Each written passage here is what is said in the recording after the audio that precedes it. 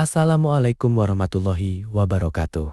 Sahabat sekalian, pernahkah kita bertanya mengapa sebuah kaum disebut Yahudi dan bagaimana asal-usulnya dalam sejarah? Pada kajian kali ini, Ustadz Adi Hidayat akan mengajak kita menelusuri sejarahnya berdasarkan Al-Quran dan sumber-sumber yang terpercaya. Simak hingga akhir agar tidak keliru dalam memahami fakta dan sejarah yang sebenarnya. Bismillahirrahmanirrahim. Assalamualaikum warahmatullahi wabarakatuh. Alhamdulillah wassalatu wassalamu ala Rasulillah wa ala alihi wa sahbihi wa man wala wa ba'd. Saudara-saudariku dimanapun Anda berada, saya Adi Hidayat izinkan menyapa dan mendoakan kita semua. Semoga Allah senantiasa menyayangi, melindungi dan merahmati kita tanpa kecuali. Alhamdulillah, dari sekian kita belajar dan mengamati situasi dinamika yang terjadi dalam konteks kehidupan kita, bahkan dalam skala global, menghadirkan banyak hikmah, banyak pesan-pesan, dan juga pendalaman-pendalaman dan perluasan wawasan keilmuan kita.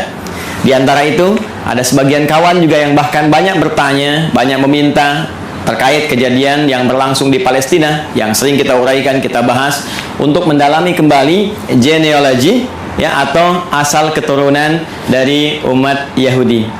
Edisi kali ini kita akan coba belajar bagaimana Al-Quran, hadis-hadis Nabawi Sallallahu Alaihi Wasallam memberikan informasi yang valid kepada kita tentang keturunan dari umat Yahudi, perilaku-perilakunya, dan juga diksi-diksi Al-Quran yang sangat indah, yang bahkan mengajak seluruh manusia, terkhusus juga dari kalangan umat Yahudi, untuk kembali pada jalur-jalur kebenaran dan menampilkan realitas yang terjadi sepanjang zaman. Seperti apa uraiannya? Ini yang coba kita akan kaji di kesempatan mulia ini, insya Allah.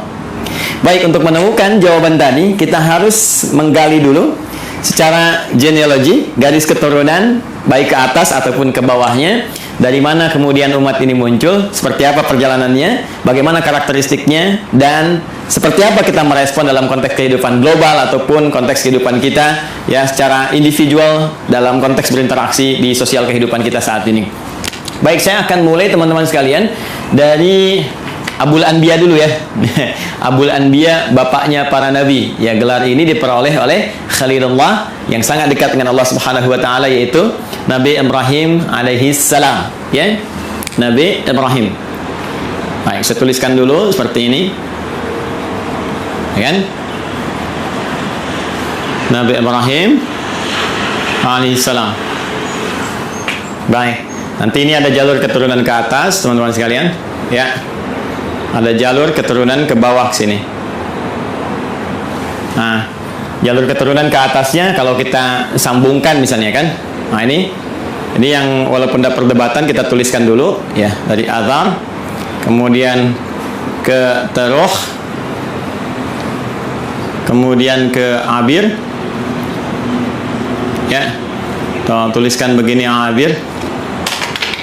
Nah, ini Abir ini nanti ada yang mengaitkan juga dengan bahasa Ibrani yang saat Nabi Ibrahim tinggal di Padan Aram, ya, yang sekarang itu wilayah Irak, dulu dikenal dengan Babilonia. Nanti kita turunkan juga, ya. Kemudian bin Azar, bin Taruh, bin Abir, kemudian bin Kinan, bin Arfakhshad. Tuh, ini penting sampai ada alarm tuh di komplek Arfakhshad. Nah, bin Azar, bin Taruh, bin Abir, bin Kinan, bin Arfakhshad, bin Sam. Kemudian ismnya Sam. Nah, kemudian bin Nuh alaihissalam.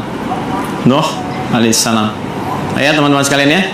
Nah, jadi ini Nabi Ibrahim alaihissalam, ya, keturunan tentunya nanti akan ketemu dengan Nabi Nuh, dan Nabi Nuh pun akan tersambung kepada Nabi Adam alaihissalam. Tapi kalau kita bahas ke atas terlalu jauh nanti ya. Jadi kita cukupkan sini dulu.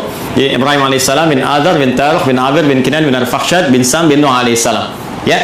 Dan Nabi Nuh alaihissalam ini nanti akan melahirkan generasi yang terus nanti berkembang, ya, menebar keturunannya, generasinya di muka bumi yang sekarang kita menjadi bagian dari keturunannya, ya, terutama dari 3 keturunan beliau.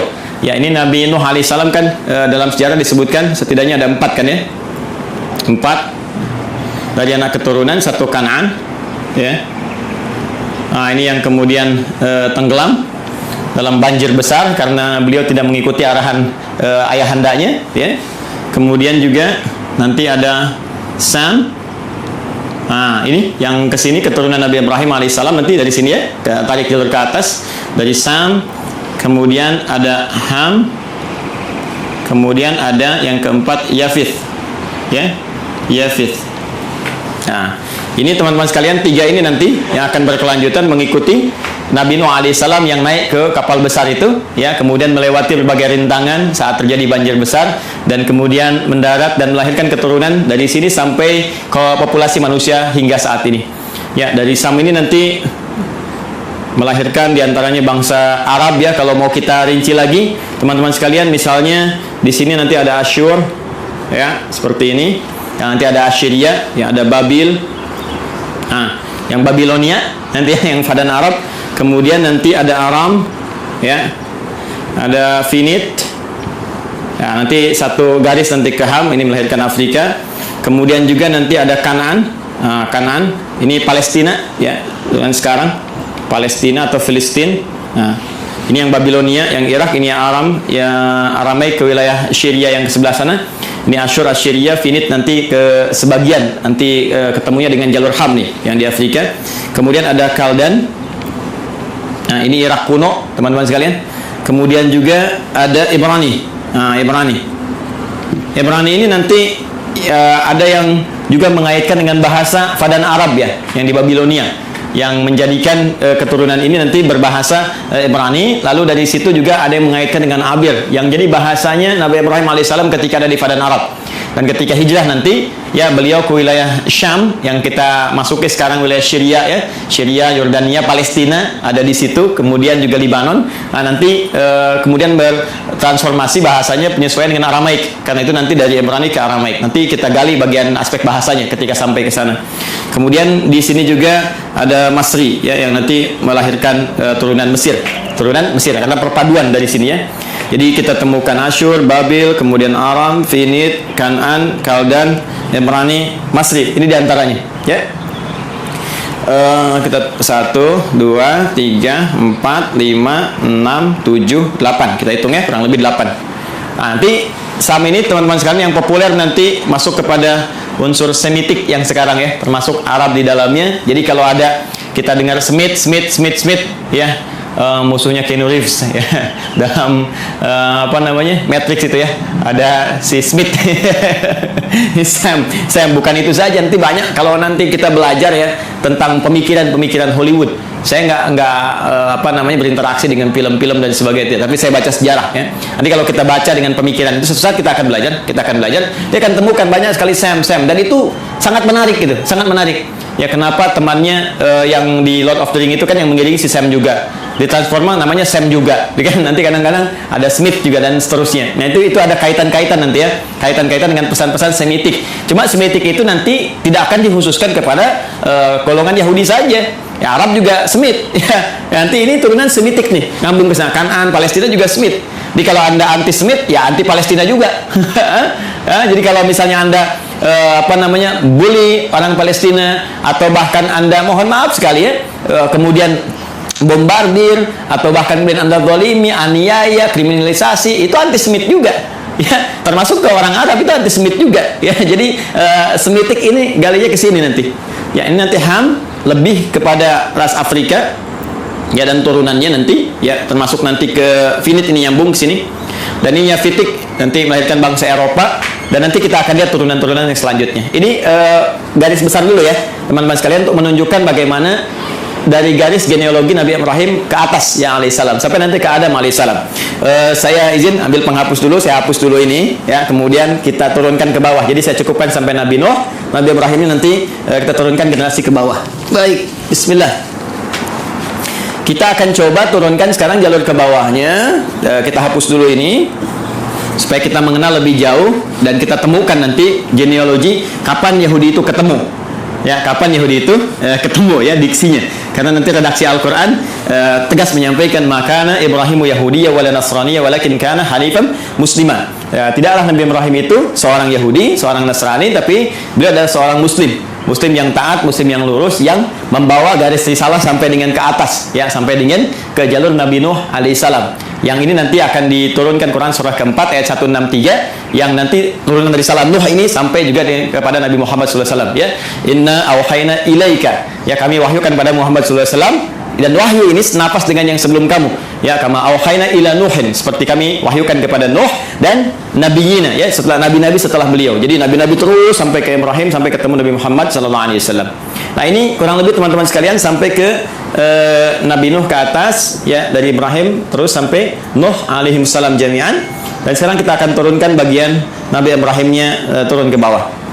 Ini nanti kita bisa uji, ya, secara ilmiah, dan kita bisa bandingkan. Nanti saya turunkan komparasi, misalnya di Al-Quran bagaimana seperti ini, terus ada kalau kitab-kitab lain, nanti kita bandingkan seperti apa, nanti kita uji kebenarannya secara ilmiah, ya, sehingga ditemukan nilai kebenaran yang kita yakini. Lalu indahnya Al-Quran, silahkan memberi pilihan. Anda yakin dengan Islam, alhamdulillah, ya. Kalaupun Anda tidak dipaksa, itu pilihan masing-masing, dan setiap orang bertanggung jawab ketika kembali kepada Tuhannya, kepada Allah Subhanahu Wa Taala. Objektif kan, sangat adil kan? Ya, jadi menawarkan, ini dahsyatnya Al-Quran tuh begini. Anda diperkenankan menguji dulu Al-Quran, ya, sebelum Anda bahkan membacanya, sebelum Anda bahkan ingin mengkajinya. Al-Quran menawarkan diuji, silahkan. Jika Anda ragu, uji. Ya, wa in kuntum fi raibin mimma nazzalna ala abdina fa'tu bi suratin min mithlihi. Al-Baqarah ayat 23. Ya, kata Allah, kalau Anda ragu terhadap wahyu yang kami turunkan kepada hamba terbaik kami Muhammad SAW, silahkan Anda uji, datangkan semisalnya. Ya, coba cari, ada nggak karya manusia yang mirip, ya, seperti firman Allah ini. Perhatikan bahasa saya, ada nggak karya manusia yang mirip dengan firman Allah ini? Kalau Anda ragu, uji dari sisi kebahasaan, silahkan uji. Bagaimana dahsyatnya ini, untuk membedakan. Ini kan banyak orang Arab di masa Nabi yang fasih-fasih luar biasa, ya, dan mereka nggak ada yang mampu dan mengakui ini bukan karya manusia. Kalau tiba kemudian ada orang sekarang yang nggak lebih fasih daripada orang dulu, nggak lebih pintar bahasa zaman dulu, mengatakan misalnya Al-Quran itu karya manusia, maka ini nampaknya kurang minum susu. Pengetahuannya kurang luas, ya. Orang yang paling pakar aja, penutur aslinya mengatakan ini bukan dan tak mampu mendatangkan semisalnya, maka turunan ini yang lebih lemah ke bawahnya, ya, apalagi zaman sekarang, itu mustahil bisa menjual Al-Quran. Tapi Al-Quran tetap membuka. Silahkan, dari segi isinya silahkan Anda kaji, ya, dari aspek manapun silahkan. Setelah Anda menemukan bahwa ini mustahil nih, ya, kata-kata manusia, karya manusia, dan Anda meyakini, oh, ini bahasa lain, walaupun ini jalan menuju firman Allah, ya, bagi kami orang Islam sudah yakin la raiba fi. Karena itu di pembuka Quran jelas dikatakan dzalikal kitabu la raiba fi. Semua isi Al-Quran ini nggak ada keraguan, mesti kita yakin. Nah, Anda yang belum yakin silahkan kaji. Nggak ada kitab di muka bumi yang menawarkan sebelum berinteraksi dengannya untuk diuji dulu. Setelah itu pun silahkan gali, silahkan kaji. Afala yatadabbaruna Al-Quran? Kenapa Anda nggak kaji? Kenapa Anda dalami? Kenapa Anda tiba-tiba menyoal yang Anda tidak tahu? Ini kan menarik, ya. Ada yang nuduh ini Quran rekayasa, ini Quran produk budaya. Baca Quran aja enggak, dikaji juga enggak. Ini sisi ilmiahnya di mana? Ya, kita kan menyimpulkan sesuatu setelah kita lihat dulu, analisis dulu, lalu kita simpulkan. Ini ngaji enggak, baca enggak, menganalisis tidak, atau cuman lihat, cuman baca, tapi nggak paham artinya, lalu menyimpulkan. Ini kan menarik, ya. Maka silahkan teman-teman sekalian. Nah, nanti dari sini Quran menawarkan, Quran memperbandingkan, ada komparasi, dan Quran juga mengatakan silahkan cek, silahkan uji, silahkan bandingkan.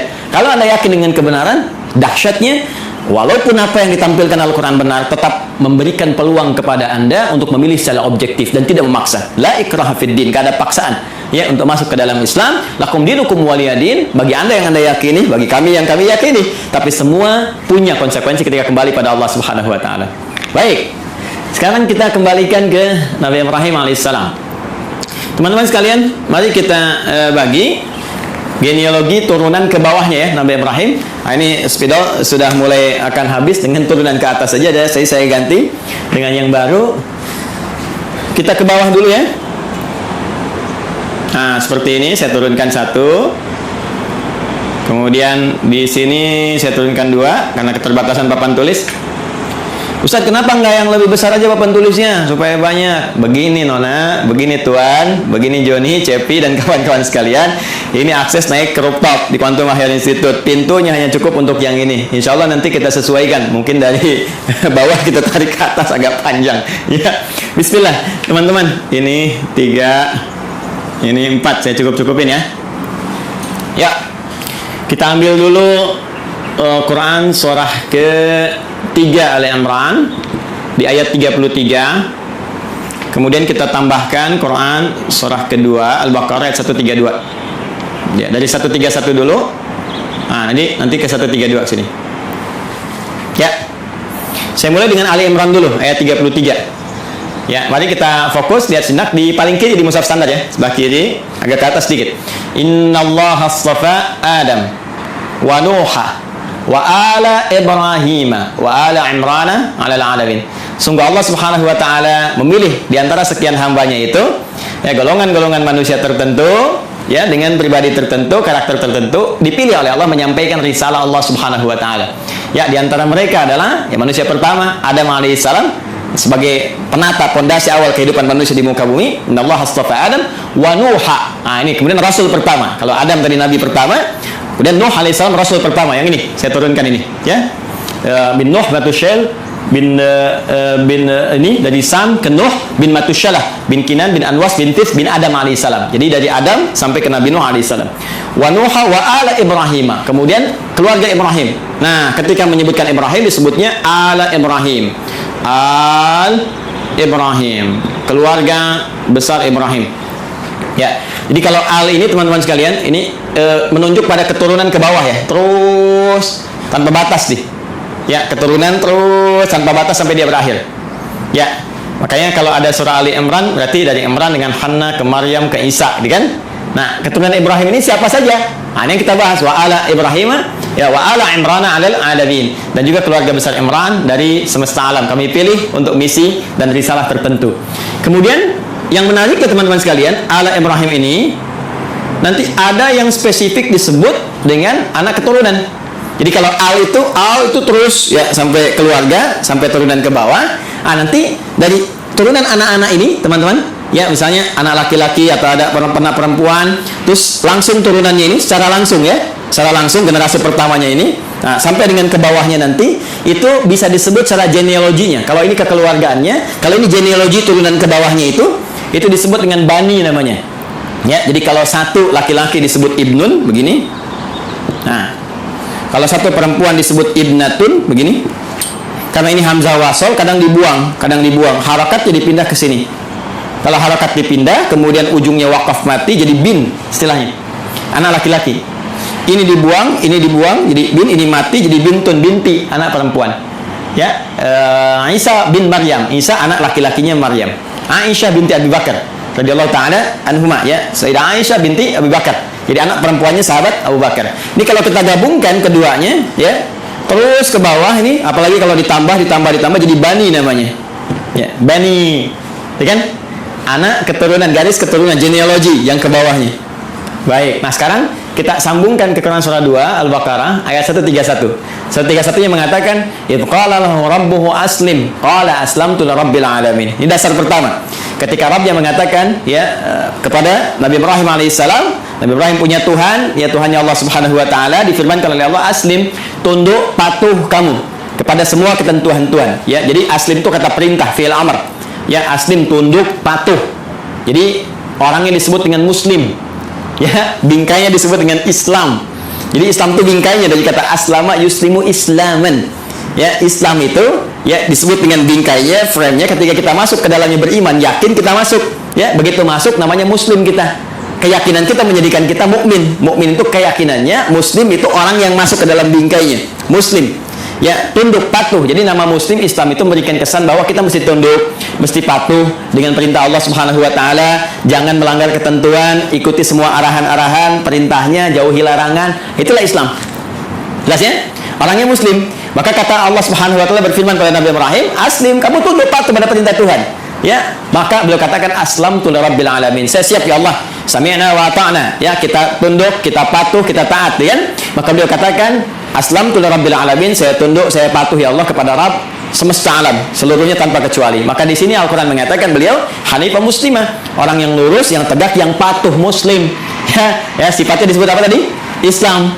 Ya, jadi di sini kalimat pertama ingin saya tegaskan bahwa risalah-risalah yang dibawa Nabi Ibrahim sampai ke Nabi Nuh, ya sampai bahkan ke Nabi Adam alaihissalam, sampai turunan di ke bawah tidak akan lepas dari misi yang sama, yaitu misi untuk tunduk patuh pada ketentuan Allah Subhanahu wa taala. Tunduk patuh pada ketentuan Tuhan. Ditugaskan tunduk patuh. Jadi nggak ada nabi yang berkhianat. Ya, nggak ada nabi yang melanggar. Nggak ada nabi yang bergeser pada ketentuan Tuhan. Semua dijaga, penjagaannya disebut maksum. Karena itu sifat nabi, rasul itu punya sifat maksum, terjaga dari salah. Kalaupun naluri manusianya ingin berbuat salah, maka diluruskan. Tidak, ini ini yang benar. Ya, walaupun bergeser dari nilai-nilai risalah ke kemanusiaan, nanti akan ditarik kembali. Ini manusia. Ya, sedangkan kamu punya visi kerasulan. Kamu manusia, kerjakan sifat kemanusiaannya, itu normal, itu biasa. Tapi risalah kerasulan menjagakan kamu terjaga dari perbuatan-perbuatan yang menyimpang. Maka disinilah kemudian kepatuhan, ketundukan itu dibangun. Karena itu, kepatuhan, ketundukan dalam bahasa Arab itu disebut dengan Islam namanya. Orangnya Muslim. Karena itu semua risalah, bahkan dari Nabi terakhir, Nabi Muhammad SAW, sampai ke atas, risalahnya risalah Islam. Risalah yang menjadikan mereka tunduk, patuh kepada Allah, dan tidak menyimpang, tidak merubah apapun. Ini penting kalimat terakhir ini saya katakan. Tidak menyimpang, tidak merubah apapun. Termasuk merubah firman-firman Allah, ketentuan Allah, ya, hanya sebatas urusan-urusan dunia. Tidak, jauh daripada itu. Jelas ya? Kemudian amanat ini disampaikan kepada generasinya. Ini dia nih. 132. Wa wassa biha Ibrahimu banihi. Dan mulai muncul. Wassa biha Ibrahimu banihi wa Yaqub. Muncul Yaqub. Ya baniya innallaha astafa lakumuddin fala tamutunna illa wa antum muslimun. Ya, maka Ibrahim mewasiatkan kepada generasinya termasuk nanti Yaqub. Kita lihat nanti Yaqub itu siapa. Baik, Ibrahim mewasiatkan kepada generasinya. Ini genealogi ke bawahnya. Diwasiatkan ke bawahnya, ya sungguh Allah telah menetapkan bagi kalian satu tuntunan yang benar, pedoman yang benar yang harus dipatuhi. Ya, pedoman tuntunan frame tadi itu din, ya. Din kita kan namanya Islam tadi, ya, frame-nya kan Islam kan? Makanya di Quran surah ketiga, Quran surah 3 ayat 19 itu kata din disandingkan dengan Islam. Din disandingkan dengan al-Islam. Ya. Inna dina indallahil Islam. Inna dina indallahil Islam. Tadi frame-nya disebut Islam. Kalau kita masuk frame ya ke dalamnya, karena yakin patuh, tunduk, ya, yakin tanpa ragu disebut iman. Orangnya mukmin atau amanah atau amanu. Jadi begitu kita masuk disebut ya ayyuhalladzina amanu. Frame-nya disebut Islam. Kalau sudah masuk mesti tunduk, patuh untuk mengerjakan semua ketentuan. Makanya nanti semua ketentuannya disebut silmi namanya. Quran surah kedua ayat 208. Ya ayyuhalladzina amanu, orang yang telah yakin, ya, tanpa ragu, udkhulu fis silmi. Maka tunaikan semua ketentuan-ketentuan dalam frame ad-din ini. Apa frame-nya? Islam. Artinya harus tunduk, harus patuh. Ya, karena itu di lain kesempatan Nabi Ibrahim menyebutkan di Quran surah kedua ayat 132, ya innallaha astafa lakumuddin. Allah telah memilihkan bagimu frame kehidupan yang ada pedoman di dalamnya, yaitu Islam. Patuh, ya. Ke siapa yang disampaikan? Banihi. Kepada keturunan-keturunannya, anak-anaknya secara genealogis, ya. Nah, ini dia yang secara genetik kita akan turunkan. Siapa anak-anak ini? Bahkan di ayat ini diberikan kisi-kisi, salah satunya ada Yaqub. Siapa Yaqub itu? Kita yang coba akan turunkan, teman-teman. Baik, izin saya hapus dulu ini. Yang ini saya hapus, ya, supaya nanti kita mudah menurunkan keturunan secara genetik dari yang ini dulu. Bismillah. Nabi Ibrahim alaihissalam, beliau kemudian menikah. Ya, diberikan jalan oleh Allah Subhanahu wa taala untuk menampilkan risalahnya, dan supaya risalah itu terus, ya, menyebar, meluas dalam generasi-generasi selanjutnya yang melanjutkan risalah ayahandanya tercinta yaitu Abul Anbiya. Maka Allah berikan kemudian jalan untuk pernikahan. Nah, ini jalurnya untuk menikah, ya, bukan hubungan sembarangan gitu ya. Maka adalah kemudian perempuan yang sangat luar biasa terhormat, perempuan baik, suci, akhlaknya mulia dan cantik jelita. Nah, ini jarang sekali yang seperti ini, itu Sayyidah Sarah. Ya. Masih di Padan Arab nanti, ya, di Babilonia nanti bertemu jodohnya dengan beliau. Kemudian nanti di sini ada Sayyidah Sarah binti Am al-Khalil. Am al-Khalil ini binti pamannya Nabi Ibrahim sendiri. Jadi Nabi Ibrahim punya saudara, punya paman juga, nanti punya anak namanya Sarah, perempuan, nanti menikah, ya. Makanya disebut Sarah binti Am al-Khalil, ya. Sarah binti pamannya Nabi Ibrahim sendiri atau saudaranya ke atas, ya, nanti di Babilonia. Dinikahkan nanti dengan ini, nanti kita akan turunkan. Kemudian dengan Sayyidah Hajar alaihissalam, ya, al-Qibtiyah al-Misriyah. Al-Qibtiyah al-Misriyah. Al-Misriyah. Seperti ini. Baik, umumnya manusia saat ini atau kebanyakan gitu kan, orang-orang saat ini mengetahui dua ini, ya, Sayyidah Sarah, Sayyidah Hajar, Sayyidah Sarah, Sayyidah Hajar, isinya Nabi Ibrahim. Padahal nanti ternyata ada lagi. Yang ketiga namanya Kantorah. Kantorah binti Yaqtan. Kantorah binti Yaqtan. Ini dia. Ada Kantorah binti Yaqtan. Ketiga, yang dikenal juga dengan Kantura, ya. Kantura, bukan Kantura, ingat ya. Kantorah, ya. Dan yang keempat di sini Hajun. Sayyidah Hajun binti Al-Amin. Masya Allah. 1, 2, 3, 4. Sayyidah Sarah binti Amil Khalil, Sayyidah Hajar Al-Qibtiyah Al-Misriyah, kemudian Sayyidah Kantorah binti Yaqtan, kemudian Sayyidah Hajun binti Al-Amin. Inilah 4, ya. 4 istri Nabi Ibrahim alaihissalam. Dan dari sini kita akan turunkan dari keturunannya Sayyidah Sarah, kemudian melahirkan Nabi Ishaq alaihissalam. Ini dia, ya. Sayyidah Hajar nanti melahirkan Nabi Ismail alaihissalam. Nanti teman-teman penting saya sampaikan. Jadi ini Nabi Ismail alaihissalam lahir duluan. Ya, lahir duluan. Saat usia Nabi Ismail itu 14 tahun, usia Nabi Ibrahim kisaran 120 tahun, dan usia Sayyidah Sarah itu 90 tahun. Maka lahirlah Ishak. Ini kisahnya sangat menarik nih, ya. Jadi Ishak itu di dalam bahasa Arab itu bisa seakar dengan kata dhahak. Ya, dhahak. Artinya tertawa bahagia. Ya, tertawa bahagia. Nah, kenapa ada kalimat ini? Ada sebagian yang menduga begini, ada kaitan dengan Quran surah ke-11 ayat 71. Ya. Sampai dengan sama juga dengan isyaratnya di Quran surah ke-51 Adz-Dzariyat ayat 24 sampai dengan 29. Di Quran surah 11 Hud ayat 71 itu jadi kisahnya begini. Kisahnya bahkan sampai viral, ya. Itu kisahnya ketika datang malaikat, ya, beberapa rombongan malaikat ingin menuju kaumnya Nabi Lut. Dikisahkan di sini nih. Quran surah 51 buka ayat 24-nya.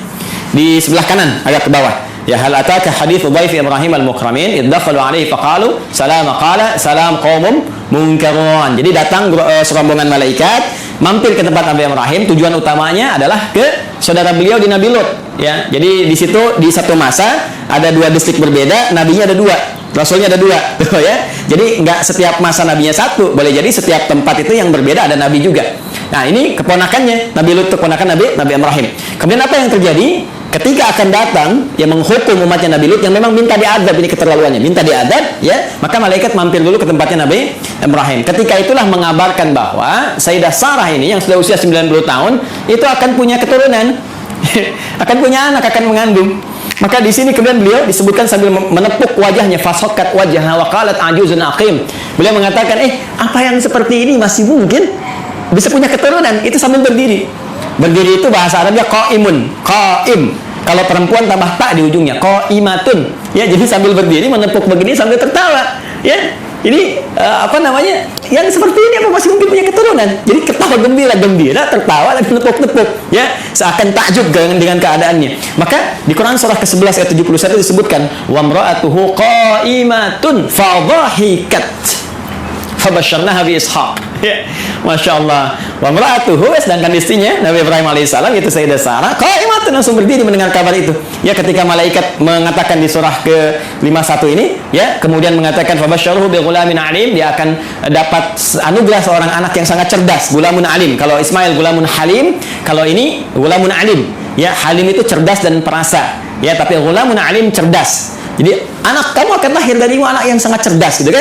Anak jenius, cerdas. Maka langsung bangkit, menepuk, tertawa gembira. Apa mungkin yang masih begini masih punya keturunan? Ya, maka di Quran surah 71, di Quran surah 11 Hud ayat 71 dikatakan wa imra'atuhu qa'imatun fadhahikat, maka tertawa gembira dan sambil menepuk bagian pipinya. Fabasyarnaha bi Ishaq, kami kemudian anugerahkan kepadanya namanya anak bernama Ishaq. Ya, yaitu apa? Memberikan kesan bahwa kamu kaget sambil tertawa, kamu berikan seorang anak yang akan memberikan kegembiraan pada dirimu dan menghadirkan tertawa bahagia, tertawa gembira. Artinya yang selalu membuat engkau riang, membuat engkau bahagia sampai engkau tertawa gembira dan terhibur. Jadi apa yang kau rasakan seakan-akan sedih, gitu kan? Seakan merasakan kapan punya keturunan, sekarang kau tinggal gembira aja. Anak itu akan memberikan kesan kau sambil gembira, tertawa dan sebagainya. Itulah Ishaq.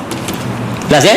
Nanti ada Ismail dari Sayyidah Hajar, ya, alaihissalam. Ini disebut di Al-Quran Ghulamun Halim, anak cerdas yang punya empati tinggi, rasa tinggi, sehingga nanti banyak kisah, kita akan masuk ke kisah itu ketika akan menurunkan Ismail sampai ke Nabi Muhammad SAW, ya, itu bagaimana bapaknya akan membawa tugas yang tidak mudah meninggikan bangunan Ka'bah yang hancur atasnya di masa Nabi Nuh itu. Tiba-tiba nanti Ismail datang membawa batu, merasakan bagaimana beban kerja ayahnya, pengen bantuin, ya, sehingga ketika Nabi Ibrahim mulai bekerja, tapaknya disebut Maqam Ibrahim. Nabi Ismail membawa batu disusun-susun, susunannya disebut dengan Hijr Ismail. Sampai sekarang sudah ada di area Ka'bah. Nanti puncaknya saat peristiwa kurban itu. Nanti ya, supaya nggak terlalu panjang, kita berhenti dulu di sisi genetik dulu ya, sampai sini. Nah, dari Kantora, Sayyidah Kantora, ini juga nanti menurunkan, ada keturunan-keturunan. Ya, diantaranya nanti satu Madian. Nah, nanti teman-teman pernah dengar Nabi Musa alaihissalam ketika dikejar-kejar, ya, prajurit Fir'aun, ya, dalam peristiwa itu kan pergi ke Madian dulu kan. Nah, ini nanti ada keturunan dari Sayyidah Kantora. Kemudian ada Madian, ada Zamran, ya.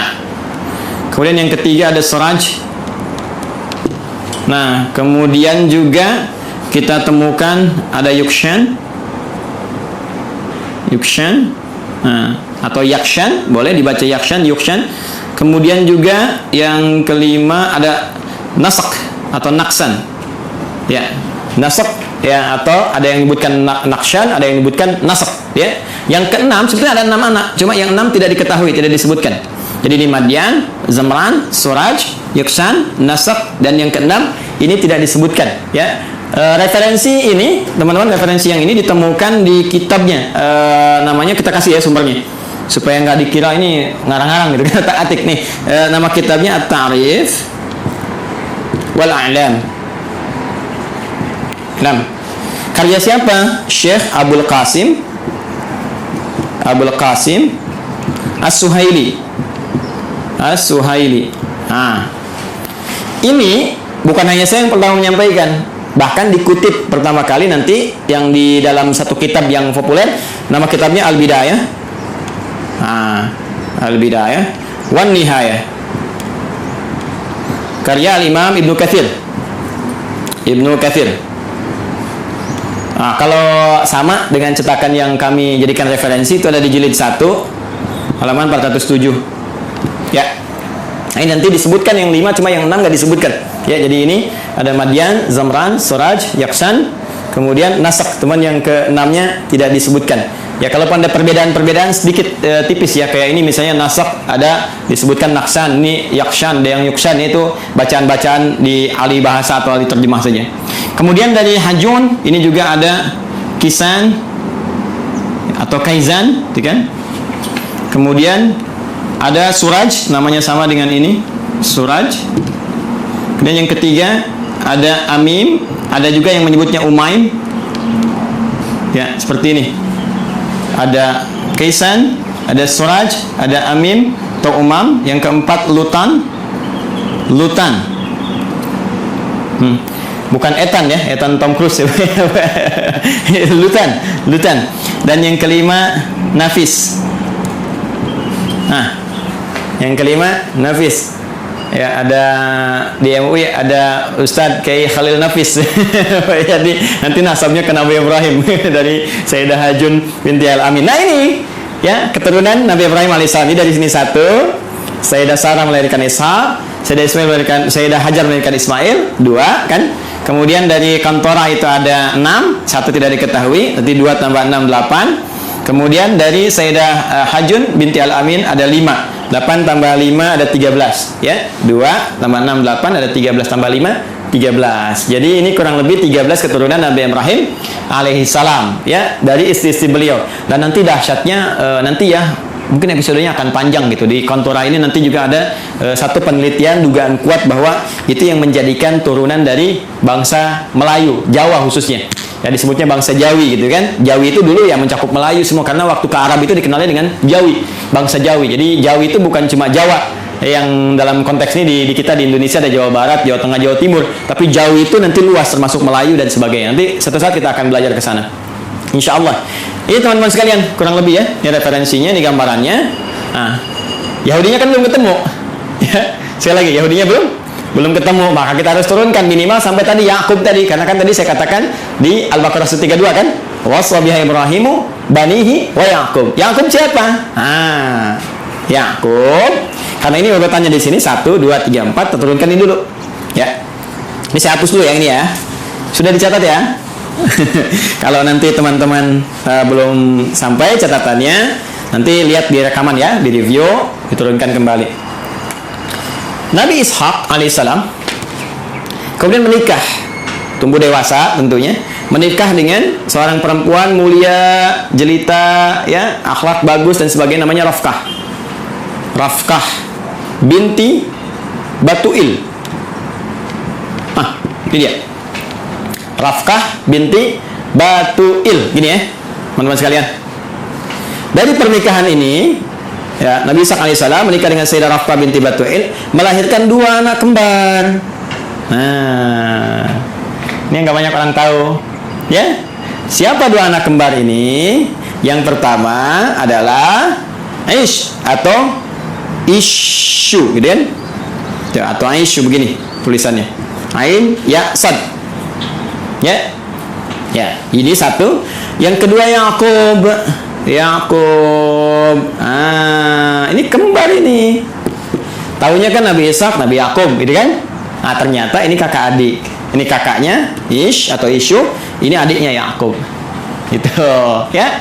Cuma nanti setelah berkembang remaja, saya percepat saja. Yang Ish ini, Ishu ini, nah, akan ditugaskan nanti berkelana, gitu kan, merantau ke wilayah Romawi, Roma, ya. Rum, istilahnya Rum. Jadi ini nanti disebutkan keturunan-keturunan dari Rum, ya, yang nanti mengacu kepada yang Yafith itu ya. Yang Yafith generasinya itu asal generasi awal, cuma nanti yang ini yang memajukan, yang memberikan istilahnya arahan-arahan, gitu kan, mensibgah dan sebagainya. Ini nanti Aish atau Aishu. Ya, jadi sudah ada Romawinya, sudah ada Rumnya, cuma ini nanti ke sini dan beraktivitas banyak di sini. Ya, dan ini nanti akan nyambung kepada generasinya Yafith, yang dari Nuh alaihissalam ya, yang Yafitik gitu. Ini saya berhenti dulu sampai sini. Saya akan teruskan ke sini. Nabi Yakub kemudian diminta ya oleh ayahandanya Ishak alaihissalam untuk pergi ke Padan Arab. Padan Arab, tempat dulu Nabi Ibrahim kan beraktivitas dan seterusnya. Di Padan Arab ini, nah ini sudah ada kelihatan gitu ya, ada isyarat-isyarat bahwa ini kalau sudah jalurnya ke sana, ini ada jalur-jalur risalah, jalur kenabian dan sebagainya. Maka dimintakan untuk bertemu dengan abangnya Rifkah ini. Ya, abangnya Rifkah. Beliau punya abang, ya berarti pamannya ke sini ya, pamannya atau Pak D-nya gitu kan. Nah, punya abang namanya Laban. Ya, di sini punya abang namanya Laban. Ada juga yang menyebut dengan Laman namanya. Laban atau Laban. Bukan Gaban ya. Laban. Laban atau Laman. Nah, Laban secara singkat ini punya 2 orang anak. Ya, saya ulangi ya. Punya berapa orang anak? 2 orang anak. Nah, teman-teman sekalian, singkatnya ketika Nabi Yakub alaihissalam itu datang ke Padan Arab, ke Babilonia, mencari dan sebagainya, maka setelah perjalanan itu ditemukanlah nanti salah seorang perempuan bertanya kepadanya dan ditunjukkan tempatnya Laban. Ternyata itu anaknya. Siapa anaknya itu? Namanya Rahil. Satu, Rahil. Jelas? Nah, ini anak yang pertamanya. Nah, kemudian teman-teman sekalian setelah tinggal di sini ditemukan juga kakaknya Rahil. Jadi yang pertama bertemu dengan Rahil dulu. Ini adiknya, adik. Nah, kemudian yang kedua bertemu dengan kakaknya Rahil, dipertemukan dengan kakaknya Rahil, ya. Nah, siapa namanya? Nah, kakaknya Rahil ini namanya Laya, kan? Laya, atau juga ada yang menyebut dengan Lea. Nah, ini kan Laya atau Lea. Nah, secara singkat ternyata beliau ini ditugaskan untuk menyampaikan pesan kepada Laban supaya ini bisa besanan. Nabi Ishak bisa besanan dengan Laban. Maka dimintalah untuk menikah, memilih salah satunya. Ya, memilih salah satunya, walaupun ada riwayat menyebutkan Nabi Nabi Yakub ini nanti ditawarkan untuk menikahi dengan Laya dulu, kakaknya dulu. Ya, jadi ini kakak didahulukan. Nah, kemudian beliau kan seorang yang sangat perasa ya. Yakub itu punya keunggulan yang luar biasa. Ya, beliau seorang yang sangat dekat ya dengan Allah, rajin ibadah. Kemudian lebih daripada itu juga sangat merasakan tidak ingin menyinggung orang, ya, curhatnya diserahkan kepada Allah sehingga orang-orang banyak nggak tersakiti. Jadi ini yang menjadikan beliau daripada nanti satu menikah, yang lain merasakan nggak nyaman, maka mengajukan dua-duanya aja dinikahin. Ya kan? Nah, ini belum turun syariat yang di era Nabi Muhammad SAW, turunnya Quran surah keempat An-Nisa 23, larangan menikahi kakak adik. Ya, wa antajma'u bainal ukhtaini illa ma qad salaf. Paling kanan sebelah bawah di mushaf standar ya. Wa antajma'u bainal ukhtaini illa ma qad salaf. Dilarang bagi kalian untuk menikahi kakak adik ya secara langsung kecuali yang dulu pernah terjadi. Ya, karena keadaan sekarang beda. Dulu orang bisa mengendalikan, bisa tahu, bisa paham, dan untuk menjaga keturunan yang sangat terbatas keadaannya pada waktu itu. Sekarang sudah banyak menyebar. Makanya dilarang sekarang menikahi kakak adik dalam satu mahram. Ya dulu masih berlaku illa ma qad salaf. Maka dinikahilah kemudian Laya, ini pertama kali. Dan kemudian Rahil, yang kedua dinikahi. Ya. Dari Laya ini turun keturunan teman-teman sekalian ada 6 orang anak. Ya, 6 orang anak ini Rabin. Kemudian 2 Syam'un atau Simon. Dan yang ketiga Levi, atau disebut juga dengan Lewi. Ya, Levi dia, Levi. Tulisannya begini, bukan Levis ya, Levi. Lewi gini. 4 Yahuda. Kemudian yang kelima Izaka. Ya. Yang keenam Zabulun.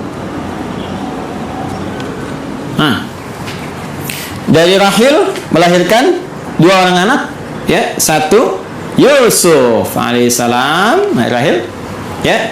Ini ibunya cantik sekali, cantik, jelita, taat, patuh. Makanya anaknya juga tampan, luar biasa ya, tampan. Dan nantilah pas masuk cerita Nabi Yusuf ini masih panjang, tenang aja teman-teman, masih panjang. Dan yang kedua Bunyamin, ya, Bunyamin, ya. Baidaraya ini nggak masuk sini, maaf ya, bercanda. Ini nanti Yusuf dengan Bunyamin, ya.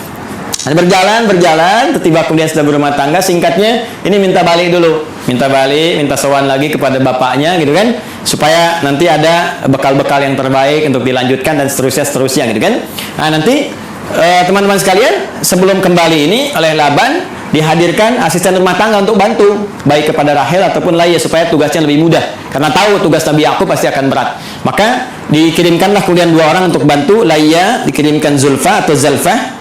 Ya, Zulfa atau Zalfah. Nah, kemudian dari Rahel pun dikirimkan Balha. Ya, Balha untuk membantu. Nah, Nabi Yakub melihat, ini akan di rumah nih, banyak interaksi, ya, daripada nanti aneh-aneh, lebih jadi mahram sekalian supaya membantu ada dalam lingkup keluarga. Makanya dinikahilah kemudian ini juga, sehingga 4 istri Nabi Yakub alaihissalam. Ya, nanti dari sini ada 2 anak lagi, ya, dari Zulfa dan dari Balha, 2 anak lagi. Ini papan tulisnya nggak cukup nih kalau saya tuliskan. Ada Dan, ada Jad, dan yang lainnya. Jadi dari sini saya sebutkan 2, teman-teman sekalian, ada 2. Ini pun 2. Ya. Jadi dari sebelumnya 6 dari Laya, tambah 2 dari Rahil, 6 tambah 2 8, tambah 2 dari Zulfa 10, tambah 2 dari Balha 12. Inilah dari 12 keturunan Nabi Yakub alaihissalam. Yakub alaihissalam ini keturunannya ada berapa? Ada 12. Yakub ini masih mengalami tentunya masanya bapaknya Ishak, dan ada yang menduga juga masih bertemu dengan Nabi Ibrahim. Jadi Nabi Ibrahim punya anak, nanti Nabi Ishak punya cucu Nabi Yakub. Tapi keturunan kesini belum tentu jumpa.